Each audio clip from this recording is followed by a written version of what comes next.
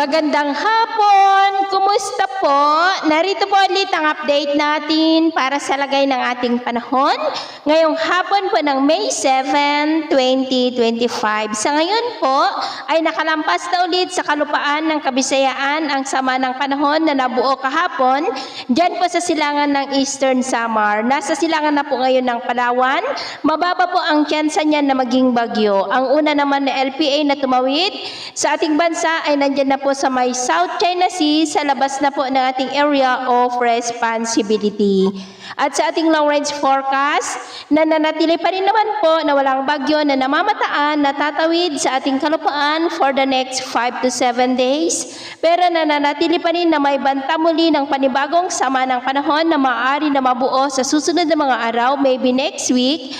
At ang development muli niya na ating babantayan kung matutuloy po o hindi dahil malaking banta muli yan dito sa ating bansa. At sa lagay ng ating panahon, ngayong hapon ay nakakaranas ng cloudy skies with isolated rains ang ilang bahagi ng Ilocos Region, Cordillera, Central Luzon, lalo na po sa kanlurang bahagi, ilang bahagi ng Metro Manila, Calabarzon, Bicol Region, Mimaropa, Kabisayaan at Mindanao.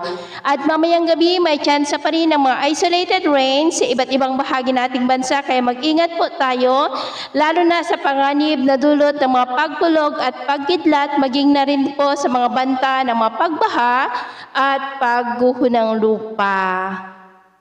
At sa atin naman pong mga baybayin, wala naman po tayong nakataas na ng mga gale warning signals, pero iba yung pag-ingat lamang po kung papalaot tayo para po mas makaiwas sa mga sakunang pangkaragatan.